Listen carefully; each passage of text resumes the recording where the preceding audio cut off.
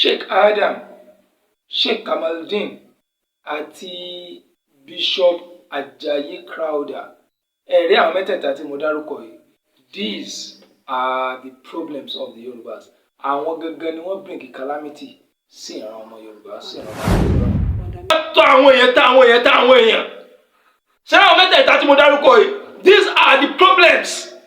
Àwọn yìí gangan ni wọ́n dá wàhálà lẹ̀ sí wa lọ́rùn. Àwọn ni wọ́n bring problems wa lọ́rùn. Torí àwọn ni wọ́n tú àwọn kìíní sédè tí ò yé wa.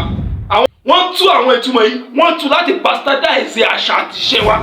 So tongue titi wa tí Sheikh Kamaldeen àti Sheikh Adam tí wọ́n twist voice tiwa tongue wa tán twist yẹn òun làwọn fi bring ohun méjèèjì tí wọ́n bring jáde.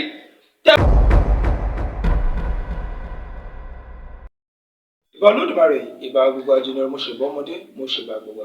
Mo kí gbogbo ọmọ káàrọ̀ òjèrè pátá nílé lóko lẹ́yìn òdì gbogbo ibi tẹ́tẹ́ láǹfààní látún ti máa gbọ́ mi dédé àsìkò yìí ní kíkí tó lọ́lá jù wípé ẹ̀làbọ́rú ẹ̀làbọ̀yè bọ́ ṣiṣẹ́. Ṣé àlàáfíà ni mo gbọ́ gbogbo wa? Kí àlàáfíà Ọlọ́run kó máa bá ẹnìkọ̀ọ̀kan wa. Kí ni tí a jọ fẹ́ gbé ẹ̀wò ní àkókò yìí? Ọ̀rọ̀ tí ó ṣe pàtàkì tó yẹ kí gbogbo ọjọ́ ṣí ọpọlọ wa ká jọ ronú nípa ẹ̀ ọ̀rọ̀ tí mo fẹ́ gbé kalẹ̀.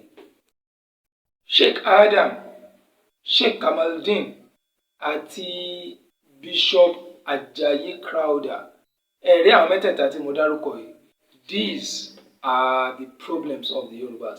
Àwọn gangan ni wọ́n bring calamity sí ìran ọmọ Yorùbá, sí ìran ọmọ aládé lọ́rùn. Fundamental problem. These three people, àwọn gangan ó ní the fundamental problem. Àwọn ní problem root wa. Àwọn gangan ni wọ́n dá tí wàhálà ti bẹ lọ́rùn àwa ọmọ Yorùbá lónìí. Àwọn mẹ́tẹ̀ẹ̀ta tí mo dárúkọ yìí, àwọn ni wọ́n dálẹ̀ fún wa. Bishop Ajayi Crowther, Sheikh Kamaldeen àti Sheikh Kamaldeen Al-Adaby tí àwọn jẹ́ ọmọ Sheikh Al-Adaby àti Sheikh Adam Al-Ilori àti Bishop Samuel Ajayi Crowther. Àwọn mẹ́tẹ̀ẹ̀ta yìí, àwọn gangan àwọn lè kí àwọn ìran Yorùbá. Ọlọ́run ó yẹ ká ọmọ Yorùbá tán bá rí àwọn ìran wọn ó yẹ ká máa gbé ẹsẹ̀ pé àwọn yìí ni wọ́n dá wàhálà lẹ̀ sí wa lọ́rùn kó torí àní wí bẹ́ẹ̀ ká kú bẹ́ẹ̀. Lóòótọ́ wọ́n ní a lè mọ̀ wọ́n ló níwà dáadáa. Bàbá Sheikh Kamaldeen wọ́n jó níwà pẹ̀lẹ́, wọ́n ní àdàbò, wọ́n ní ẹ̀kọ́, wọ́n ní kinní kan, Sheikh Al-Ilori wọ́n gbìyànjú àti kinní kan. Àwọn mẹ́tẹ̀ẹ̀ta yẹn àwọn ni wọ́n bring problem lọ́nà wo ẹ jẹ́ ká jọ analyze ẹ̀. Ó tó di pé era colonization ní káwọn òyìnbó tó wá kó àwọn bàbá wa lẹ́rú. Kò sí tí ń jẹ́ Christianity bẹ́ẹ̀ ni kò sí tí ń jẹ́ Islam. Gbogbo wa à ń ṣe kíni a sì ń lo ayé ìrọ̀rùn. Àwọn bàbá wa wọ́n ń lo ayé ìrọ̀rùn, wọ́n ń lo ayé ìdẹ̀kùn. Wọn ò ní problem. Olóko ń loko, olódò ń lodò. Bàbá gbé nǹkan síbi kan ẹnìkan ò lè gbé nǹkan tí èsè tiwọn. A ní òfin, a ní template òfin tí ó ń guide ìlú kọ̀ọ̀kan gẹ́gẹ́ bí ọmọ Yorùbá. Ẹ tó bá jalè lóṣogbo ńgbà náà ó ní ìdájọ́ fún. Ẹ bá jalè ní kíni tí gbogbo rẹ̀ Ìjẹ̀bú ó ní ìdájọ́ fún. Bẹ́ẹ̀ ló ṣe wà káàkiri gbogbo ilẹ̀ Yorùbá. Bó ti jẹ́lẹ̀ Yorùbá òfin ìlú kọ̀ọ̀kan ò tún papọ̀ mọ́ra wọn. Ìdí tó fi jẹ́ wípé tẹ bá dá àwọn ìlú kan wá ní òòṣà ọ̀dọ̀ wọn nǹkan báyìí ewúrẹ́ ni wọ́n fi bọ́. Ibòmíì ó lè jákùtàn lò sàtọ̀dọ̀ tí wọ́n gbà. Bó ṣe wá rí yẹn kò wá sí òòṣà kankan lẹ̀ Yorùbá ní gbogbo ìgbà náà tí ń gba èèyàn bẹ́ẹ̀ náà sì ni dòní. Ṣùgbọ́n nígbà tí àwọn olóyìnbó tí wọ́n kó àwọn bàbá wa lẹ́rú tí wọ́n dé àwọn òyìnbó tí wọ́n colonize wa tí wọ́n dà wá sínú wàhálà tá a bára wa lónìí nígbà tí wọ́n dé wọ́n kó gbogbo wọn lẹ́rú pẹ̀lú Bishop Ajayi Crowther. Ìgbà tí wọ́n dá Bishop Ajayi Crowther padà wọ́n ti dá ọpọlọ wa bá rú. Bàbá náà ti di ara wọn. Ìgbà yẹn náà ni wọ́n mú ìwé tó dẹ̀ mú wá táwọn tó wá ń ka alásùgílẹ̀ nìyẹn kíníkan graduate kíníkan BSc kíníkan ìgbà kan kòkó bàbá sásùn. Gbogbo ìwé tí wọ́n mú wá ń gbà náà wọn ò mú wá láti pé ká lè kọ́ ẹ̀kọ́ ká lè ní làákàyè. wọn ò mú wá láti pé ká lè kọ́ ẹ̀kọ́ ká lè produce, wọn ò mú wá láti pé ká lè kọ́ ẹ̀kọ́ ká lè ṣe àwọn nǹkan, wọ́n mú wá láti kọ́ ẹ̀kọ́ èdè Gẹ̀ẹ́sì ká lè kọ́ English láti lè mọ Bíbélì ká, torí pé nígbà tí wọ́n mú Bíbélì dé English ni ọ̀pọ̀lọpọ̀ ní òde gbé èbó, wọn ò pé káwọn èèyàn lè mọ rí Bible yẹn kà easily, dandan ni kán ṣe kí ni kán gbọ́ èdè tí wọ́n fi kọ́, wọ́n bẹ̀rẹ̀ sí ní kọ́ àwọn èèyàn ní English. That is the core reason tí wọ́n fi mú education tán láwọn mú àyíká fi mú wá fún wa. Ẹ máa kàwé, olóòjẹ́ pé gbà náà ìwọ tó bá fẹ́ kàwé bọ́ọ̀ bá ti lè di Christian ò lè ṣe kí ni ò lè kàwé, ìwé ní Christianity ni. Ó lọ bẹ́ẹ̀, ìgbà tó ń lọ bẹ́ẹ̀ bó ṣe lọ títí Ajayi Crowther dé, wọ́n mú padà dé láti ìlú Èkó. Òun ló wá tú Bíbélì sí èdè Yorùbá. Níjọ́ náà lọ́hùn-ún, oore lóró pò ń fẹ́ ṣe, òun gẹ́fúrà yẹn mọ̀ pé kì í ṣoore, torí pé òun gẹ́fúrà yẹn ti fojú winá slavery. Ajayi Crowther ó ti fi ojú winá slavery, ó ti fi ojú winá ìdààmú tí wọ́n pè ní ìkónilẹ́rú. Wọ́n wá ń sọ fún pé máa kọ́ báyìí, kí lẹ́ fi wélè, ó wá kọ Bíbélì lédè Yorùbá. Wọ́n wá ìdààmú tí wọ́n á kó sí wa lọ́rùn àtàrà bí tó ti bẹ̀rẹ̀ nìyẹn. Torí ìgbà tí wọ́n pa àwọn èèyàn wa, Bíbélì yẹn náà fi ṣe kíni ni wọ́n fi ń tù wọ́n lọ́kàn. Bíbélì yẹn ni wọ́n fi ń tù wọ́n lọ́kàn, Bíbélì yẹn ni wọ́n fi ń tù wọ́n lójú. Bí tẹ́ bá ti ṣe léyìí, kíní kan báyìí ni, bí tẹ́ bá ti ṣe léyìí, kíní kan báyìí ni, Bíbélì yẹn náà fi ń tù wọ́n lójú. Wọ́n gbé kalẹ̀ bí ẹni pé nǹkan dáadáa ni, láì mọ̀ wípé wọ́n tún kó àwọn èèyàn sínú wọ́n plan ẹ̀ débi pé wọ́n mọ̀ pé táwọn bá ti kúrò nínú ẹ̀hún oko ẹrú àǹgbàdá, okùn ká mú wọn ní oko ẹrú ọpọlọ. Oko ẹrú ọpọlọ àtẹ̀mí ọkàn yẹn, òun wá ní òun gangan, òun ní olóburú jù láyé. Ẹ̀tàn bá pàtì lọ. Ṣùgbọ́n ẹrú ọpọlọ, ìkónilẹ́rú ọpọlọ àti ọkàn èèyàn, òun gangan ló le jù, torí pé àrọmọdọmọ òun yóò mọ̀ bá bẹ̀. Tó bá ṣe gbogbo ọlágbọ́njú nígbà tí wọ́n fi chain di àwọn baba wa mọ́lẹ̀, wọn á lè gbà, torí àwọn ò ní dúró bẹ́ẹ̀, àwọn ò retaliate.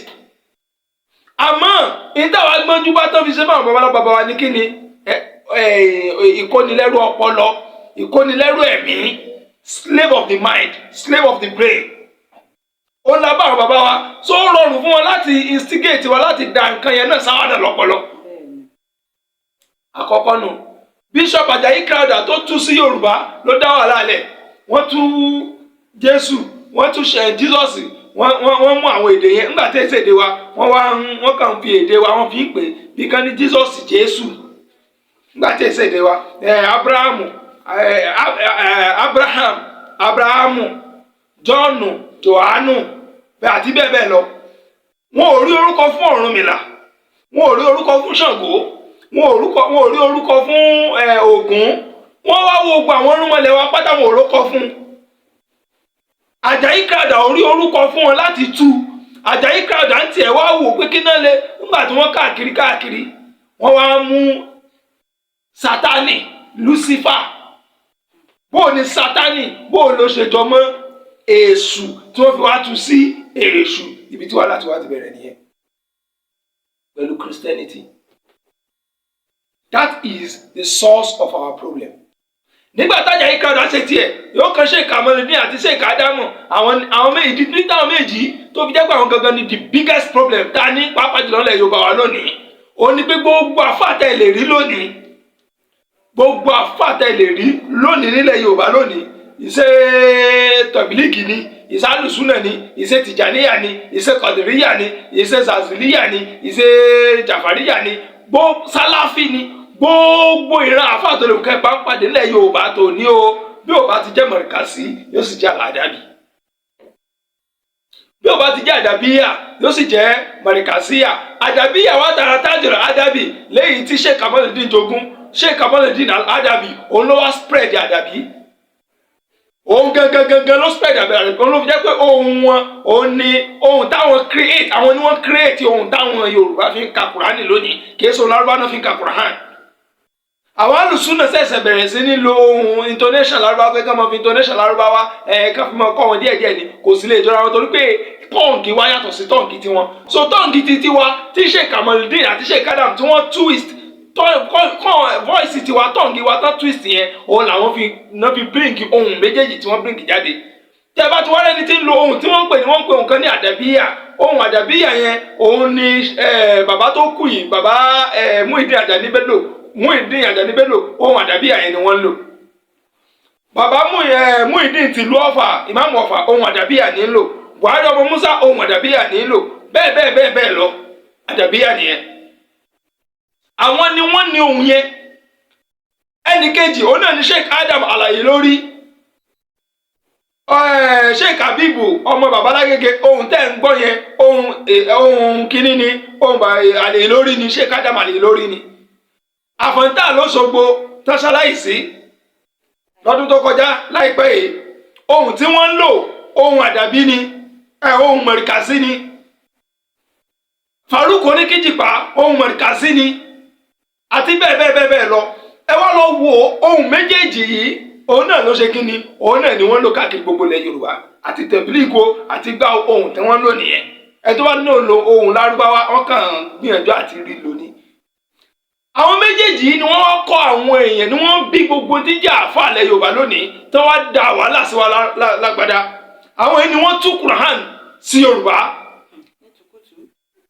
Sheikh Adam àwọn èyí ni wọ́n tú Al-Quran sí èdè Yorùbá wọ́n wá tú Al-Quran láti jẹ́ ká mọ ìtò wà ní Al-Quran wọ́n wá tú sí Yorùbá àgbà táwa wá ń kà àwọn wọ́n kọ́ wa níkọ̀ pé wọ́n fi instinct principle Quran sí wa lára ni láì mọ̀ wípé tí wọ́n kọ́ wa tí wọ́n gbìn sí wa lọ́pọlọ yẹn tá à ń pè ní slavery of the mind yẹn of the brain of the mind yẹn àdánwò ni ó padà jẹ́ fún wa lọ́jọ́ ọ̀la àwa sì kà pẹ̀lú ìdùnnú lọ́jọ́ náà ẹ wá lọ gbé Al-Quran lónìí ẹ wá lọ wọ́n kan àwọn ìtumọ̀ Al-Quran ẹ sì mọ̀ bomi lójú pé ṣé nǹkan tá a gbé sórí ni ẹni tó ní làákàyè tí ọpọlọ ẹ pé dáadáa bọ́lọ́run ṣe dáa tó bá gbé Al-Quran tí bá ń kà á táwọn lò ní fi ṣe ìṣẹ̀mí ayé rẹ̀ yóò sì mọ̀ sunkún.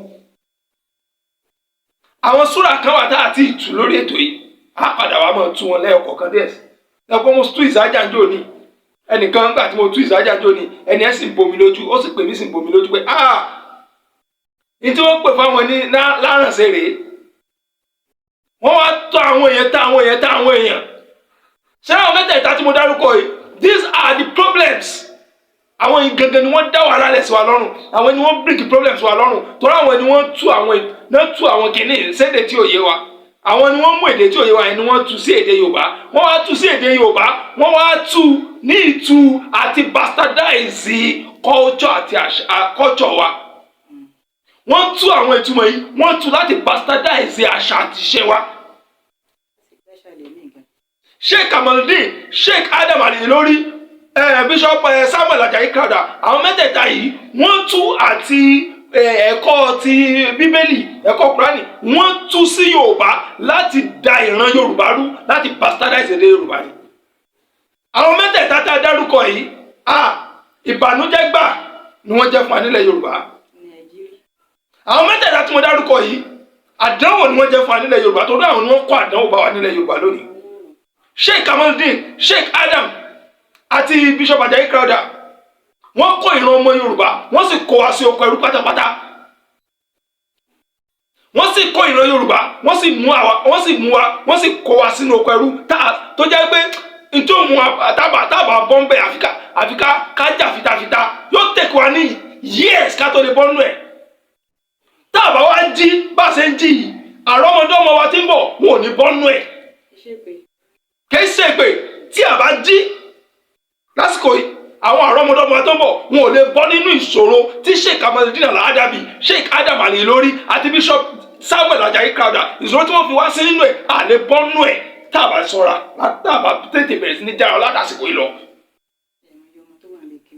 torí wípé níbi tí wọ́n bá láìfì yẹn jẹ́ dé wọ́n jẹ́ káwọn èèyàn rí kéwú wọ́n mọ rántí orin kan táwọn kan gbà tá a wà ní ilé kéwú wàá kọ́ ni méjì kan ó ní yẹn àmọ́ ń kọ́ pẹ̀lú dùnú ni tí máa ń kọ́ nìsín omi wà lérò sí mi lójú tí máa ń rántí àwọn orin yẹn ó lórí kan tí wọ́n kọ́ ń gbà kan kí ní tẹ̀ máa ń kọ́ dáadáa tẹ̀ sẹ̀nú ṣéwù ní máa ń kọ́ orin yẹn dáadáa tí wọ́n gbọ́ kéwulẹ̀ ní kéwula ní ẹ̀kẹ́ ilẹ̀ mú wa bú a ní ẹ kàwé níwọ̀n ẹ sọ dìjà àgbọ́pẹ́ ẹ ti kàwé àmọ́ kò sí iṣẹ́.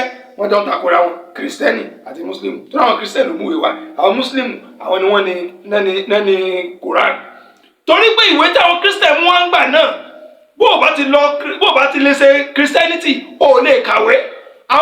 Àwọn tìgbà náà àwọn Sheikh Kamaldeen àwọn Sheikh Adaby nǹkan tí ogun wọn kóra wọn jọ tí wọ́n fi dáhùn Islam nǹkan kan lẹ̀ àwọn náà wò pé kàkà tí a fi wá lọ lé ké táfi lọ́mọ kàwé torí káwọn máa lè di Christian kà kí wọ́n lọ fi di Christian àyà ni lọ léèwé yẹn ni mo wá lọ léèwé ńgbà náà àwọn náà bá fi lọ bẹ̀rẹ̀ ilé kéwú wọ́n wá bẹ̀rẹ̀ ilé kéwú wọ́n wá rán mú àwọn kọ̀ọ̀kan tó ti wá kàwé wọ́n wá rán import ìwé díẹ̀díẹ̀ sára kéwú. Olóbi Arabic and Islamic school tó ní lẹ́bí kìíní kan Islamic elementary school tó ní. Ẹ wá lọ wo gbogbo iléèwé tí àwọn Muslim dá kalẹ̀ lónìí tó ń pè ní Muslim school kìíní kan tó ní normal school ní ẹ lọ wò wọ́n lónìí wọ́n kọ́ wọn ní 30% curriculum òyìnbó 70% kéwú ni. Kẹ́kọ̀ọ́ kọ́ ọmọ tó parí primary gbogbo Al-Quran pátápátá ló ti wà lọ́pọlọ ẹ̀ yóò mọ̀ kàbíyà tó jẹ́ pé èdè bàbá yóò mọ̀ Al-Quran bí àgbébé akínní gbogbo Quran ló ti kún ọpọlọ ẹ̀ at the age of 7.